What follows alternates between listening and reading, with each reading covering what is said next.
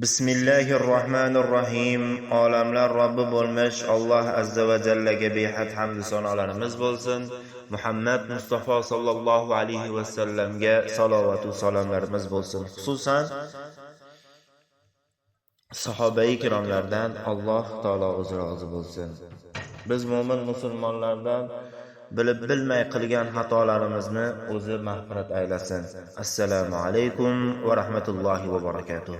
Mana Ramazonni ham 18-kunida siz azizlar bilan hamsuhbat bo'lib turibmiz. Alloh taolo tutayotgan ro'zalarimizni o'zi dargohida qabul etsin, gunohlarimizni mag'firat aylasin. Robbimiz Alloh azza va jalla shu kunda yetkazib, shu kunda iftorlik dasturxonlarida o'tirib turganligimiz uchun Alloh taologa behad hamd sanolar bo'lsin. Mana bugun Ramazonni 18-darsligimizda mavzu shu ekanki, farzandlarimizni Ramazonda va boshqa vaqtlarda qanday tarbiya qilamiz degan mavzu to'g'risida, mav'izamiz to'g'risida siz azizlar bilan gaplashib o'tamiz. Ramazonda farzandlarni tarbiya qilishda haqiqiy yo'nalish aniqlanadi. Ular bizga berilgan omonatdir. Salafi solihlar Ramazonda farzandlarini ro'zaga mashq qildilar va tunni qoyim qilishga odatlanar edilar. O'zi bilan birga farzandi ham najot topishni istayotgan ro'zador birodarim, quyida sizga tarbiya xususida bir qancha masalalarni havola qilamiz. Shoyatda bu narsalar sizga farzand rioyasida foyda qilsa va dinimiz islomga, Alloh azza va jallani bizga dinul islom, ya'ni islom diniga rozi bo'lib bergan diniga farzandlarimiz shu dinimizga xizmat qiladiganlar qatorida bo'lishlikni nasib qilsin. Birinchi qo'llanamiz. Ey ota, farzandingizga xulqingiz, hayotingiz va yurgan yo'lingizda go'zal namuna bo'ling. Chunki farzandlaringiz sizga ota, muallim, murabbiy va go'zal namuna bo'lib qaraydi. Alloh taolo Zakariya alayhissalom haqida shunday marhamat qiladi. Qola ta'ala: فاستجبنا له ووهبنا له يحيى وأصلحنا له زوجه إنهم كانوا يسارعون في الخيرات ويدعوننا رغبا ورهبا وكانوا لنا خاشعين. صدق الله العظيم. Bas biz uning duosini ijobat etdik va unga Yahyoni hadiya qildik hamda juftini o'nglab qo'ydik. Albatta ular yaxshiliklarga shoshilishar edi va bizga rag'bat ila duo qilib va qo'rqib duo qilishar edi. Ular bizga ta'zim ila bo'ysunuvchi edilar. Ikkinchisi, uyda eshitilgan, qilgan va bilgan narsalarni bolalarni hayoti va kelajakdagi ta'siri bo'ladi. Xonadondagi iymon, Qur'on va sunnat kiritish, zikrni ko'paytirish, Allohning buyruqlariga qoyim qilish va qaytariqlaridan qaytarish, halol va harom mas'uliyati farzandni tarbiya qiladi. Uyga bo'lmag'ur, behuda va ig'vo qiladigan narsalarni uyini to'ldirish behuda ishlarga berilgan va mas'uliyatsiz farzandni katta qiladi.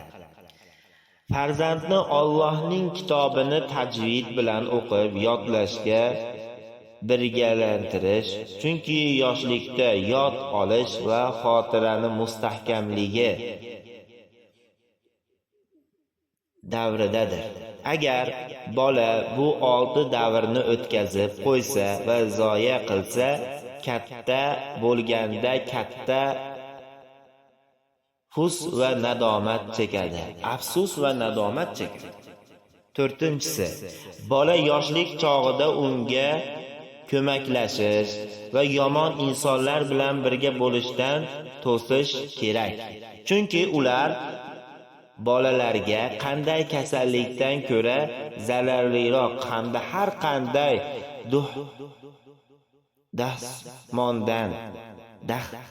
dahsamondan ko'ra unga xavfliroq bo'ladi. Qanchadan qancha solih insonlarni fosiq kishilar xarob qilishgan. Insonga birga bo'lgan kishisining ta'siri bo'ladi. Rasululloh sallallohu alayhi va sallam kelgan hadis sharifda shunday marhamat qiladilar: kishi o'z do'stining dinida bo'ladi. Sizning biringiz kim bilan do'st bo'layotganiga qarasin. Bu haqida shoir shunday deydi: kishi haqida so'rama, uning do'sti so'ragil. Har do'st birodarin ortidan qilar aniq iqtido.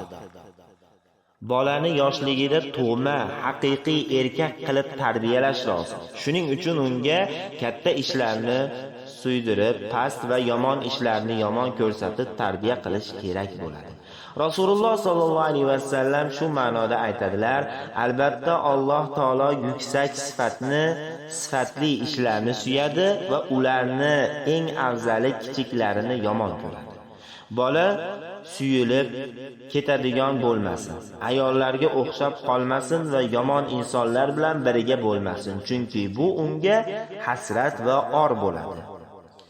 Farzandlaringizni usti-boshi va ko'rinishiga e'tibor qilishimiz lozim. Farzand sunnatga muvofiq kiyinsin va Allohning dushmanlariga taqlid qilmasin. Rasululloh sallallohu alayhi va sallam aytadilar: kim bir qavmga o'zini o'xshatsa, bas u ular bilandir. Yigit kishi tilla va ipak buyumlarni saqlashi, mujilmal, gap so'zi so'lg'in, ko'p kuladigan, behudagarchilikni ko'p qiladigan va shoshqaloq bo'lmasligi lozim.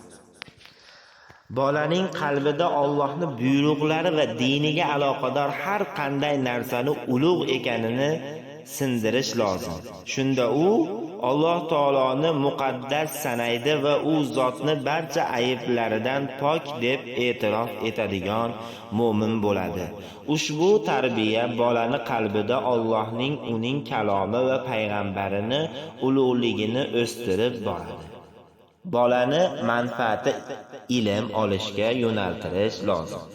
Bu ishga qattiq harakat qilish, ixlosli bo'lish darajasiga bosh-qosh bo'lish, unga ilmning fazilatlari va sharafini bildirib turish ham kerak. Har namozda uning haqqiga yolvorib duo qilish, saharli va duoda ijobat qiladigan vaqtlarda uning uchun tavozi ila lozim bo'ladi. Bunday duolar Alloh unga tavfiq berish, qo'ldan tutish va hidoyat qilishini so'raydi. Alloh taolo shunday marhamat qiladi: